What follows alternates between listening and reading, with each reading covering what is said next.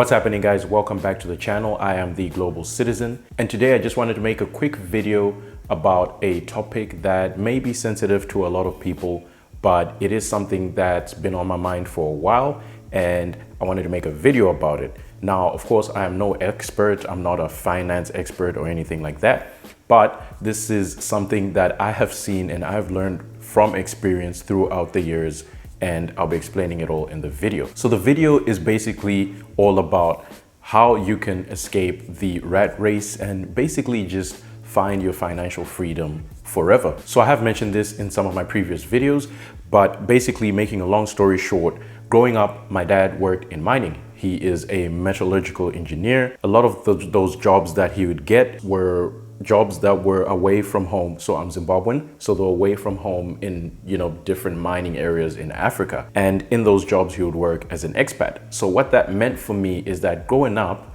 we never really stayed in one place or one country for too long. As a matter of fact, we lived in a lot of countries throughout Africa, including places like South Africa, Botswana, Kenya, Uganda, the Congo, and so forth. And this was all for my dad's work, basically. So the topic of the rat race is a very sensitive one because not a lot of people want to talk about it because it's not a nice thing. Having lived here in Australia for, let's say, a decade or so, and actually been working for about 3 years, I know exactly what it's like to basically live in the rat race, where it feels like you're just getting taxed so much all the time. The cost of living is just so high. You're paying bills all the time, and you're really trying to figure out in what ways that you can, just buy a house, or at least how to just have something for yourself when you've paid all your bills and you're sitting at home at the end of the day thinking, okay, what can I do with my savings, right? So before we jump into all of that, I just want to point out that what a lot of people don't realize about these first world economies, and this is a message also to immigrants that are, planning to move or immigrate to these countries, like Canada, United States, or Australia, for example, is that these economies are not necessarily designed to make you rich. The United States may be a little bit of an exception there, but this is something that I think a lot of people need to hear, which is that when you come to these countries, a lot of what you make in these countries is meant to go back. The system is designed such that a lot of what you make goes back into the system. So what that means is that at the end of the day, not much is left for you and yourself in terms of actually improving your personal net worth. The taxes are high, the cost of services is high, the cost of living is so high, and everything is just so expensive. It's built up in such a way that, look, the more money you earn, the government is always there to take a little bit more from you in terms of taxes.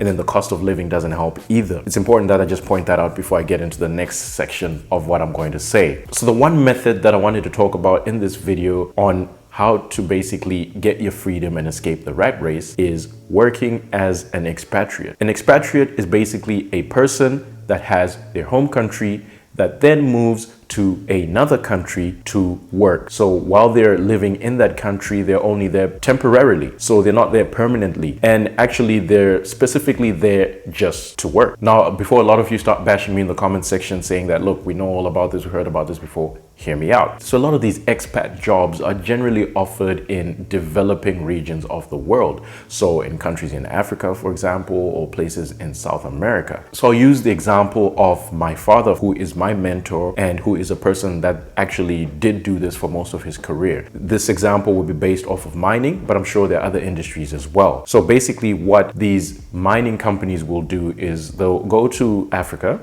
and they will invest in a mining project, for example. Now, obviously, these companies are multinational companies based in, Switzerland, Australia, United States, or Canada, whichever one of those countries. So they'll head out there and they'll invest in a mining project and they'll want to develop it, and they'll actually want to get into the production phase and actually start mining and delivering a product that they'll then sell on the global market. So what they'll generally tend to do is that maybe 95%, probably even higher, maybe 95 to 99% of the workforce will be local in that region, right? Because if a mining project is happening in, for example, the Congo, then most of the people that work, it only makes sense that most of the people that work there are from the Congo, right? And I'm sure governments have certain rules that they have to adhere to for stuff like that anyway. But then the remaining 1 to 5% that they can use to hire expats, they use to hire foreigners. And basically what they'll do is they'll go to all these countries around the world,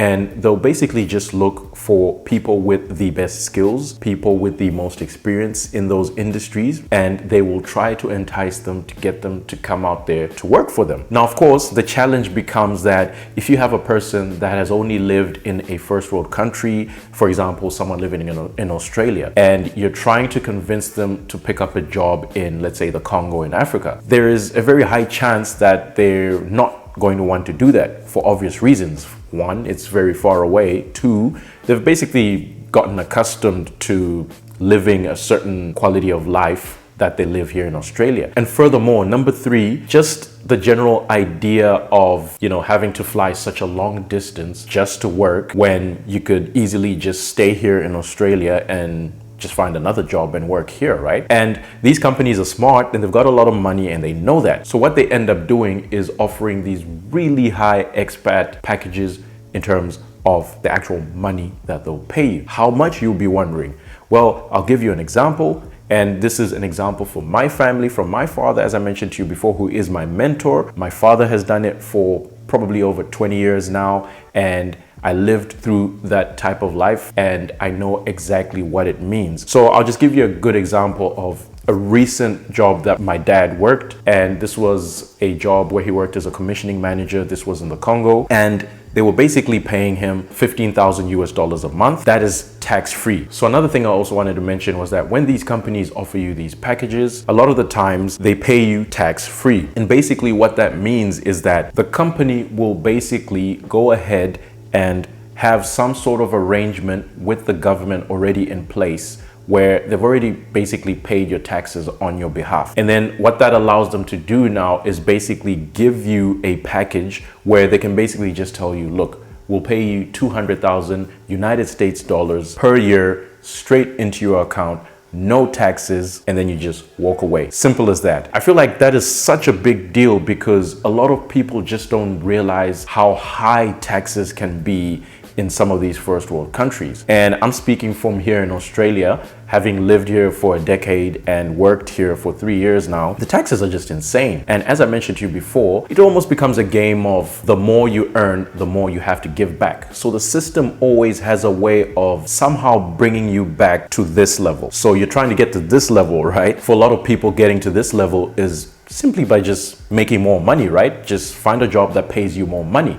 But then the higher you do this, the more you realize that the government and the tax office is just going to start asking you for a bit more to bring you back here, right where you started, right? That is such a huge deal. This is something that I have mentioned in some of my previous videos, which is that in a lot of those jobs that my dad worked in Africa in the mining industry, there were actually a lot of Australians from the Australian mining industry that worked in Africa doing these expat jobs. And a lot of them would basically just say, look, I could have spent a decade or even more. I could have spent probably, 20 to 30 years in Australia, working a regular job in Australia in the mining industry, getting taxed an insane amount and paying off my mortgage in 20 years. Or I could just do this where I come out here to Africa, work out here for 3 to 5 years, go back to Australia, and I can buy 2 or 3 properties cash. No mortgage, no debt. Straight up cash. I know a lot of you might not really grasp what that means, so I'll give you a real life example of my parents basically, because that's exactly what they've done. My parents basically own 5 properties.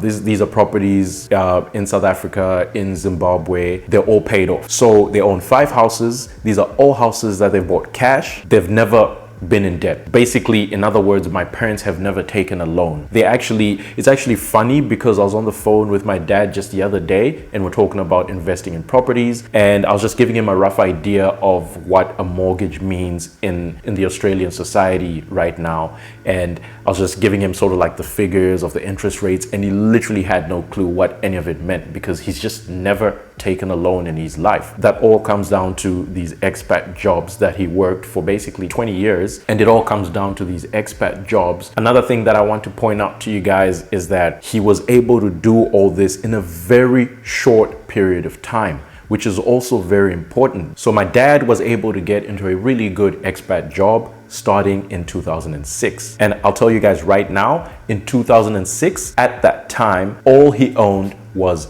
one property on one piece of land. In 2011 or 2012, my parents bought their fifth property cash. And yeah, if you do the math, you will see that that's basically about 6 or 7 years, right?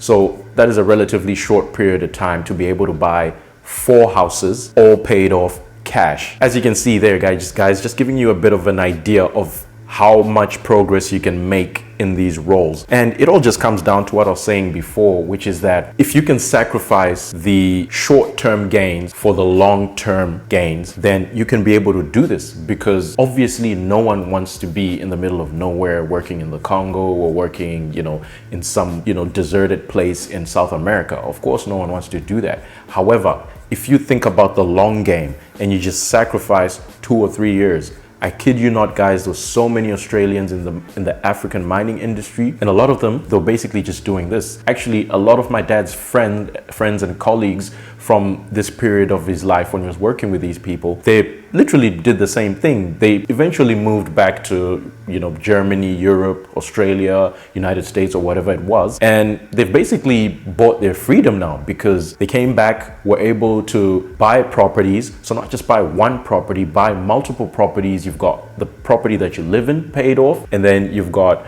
a couple of investment properties, and then you can just come back home now. When you're back home, possibly look at start running a business, or you could even just join the mining industry again. You're joining the mining industry now from a completely different place, because you're not trying to buy that first home and finish off that mortgage on that first home. You've bought your freedom. You're basically just working now for the sake of working, so that you don't have absolutely nothing to do, right? That is just one method that I wanted to sort of like bring to everyone's attention, because I feel like a lot of people think or have this notion that moving to a first world country is how you get rich, and this is how you make a lot of money. This is how you win your financial freedom. But I actually beg to differ, because I believe that these economies are actually designed for you to not get rich. And if you actually really look at it, that is very true. A lot of these economies are very socialistic, meaning that no one gets to be poor, but also at the same time, no one gets to be rich. So the idea is to have everyone in that middle class,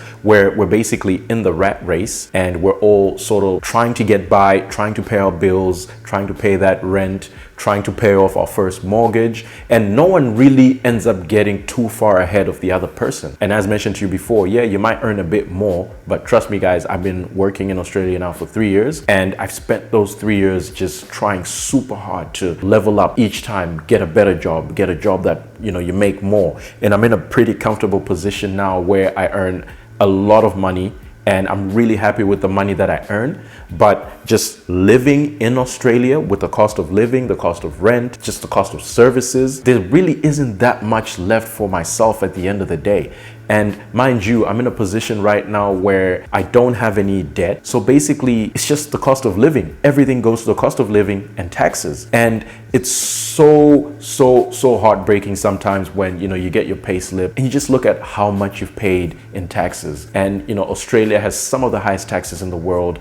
Sometimes it can go up all the way to 33%, and it is ridiculous. So that is it from this video, guys. If any of you guys have any questions, let me know in the comment section below. But basically, you want to start looking at these expat jobs. And as mentioned to you before, they're not just limited to mining jobs. Just keep in mind that these jobs aren't always sort of engineering related or labor intensive related. Mines actually have a lot of divisions to them. You've got IT divisions, you've got finance divisions, you've got logistics divisions, you've got scheduling divisions. So you've got a medical division as well, or a safety division. So a lot of the times people think that, look, if you work in a mine, you have to be a mining engineer or a metallurgical engineer, but that is actually not the case. And as a matter of fact, a lot of the people that my parents used to work alongside in Africa in these expat roles were people from all different walks of life. So you had expats working in safety, expats working in the IT division, expats working in logistics. And the good thing is that, look, if a company is going to call you all the way from wherever you may be, Canada, Australia, or Europe, to come work in Africa, one, the job is going to definitely be a mid-senior to senior role. So in other words, it's going to be a management role, which is a pretty big position, and they're going to offer you a shitload of money. Trust me, guys. If you don't believe me, try it out. Go out on the internet and just start looking for these expat jobs, and you see it for yourself. And this is all tax-free, meaning that you could literally go for a year, come back with a huge lump sum of cash in your bank account because you don't have to pay tax, because the tax was already paid for you by the company. Thanks for watching, guys, and I'll catch you in the next one.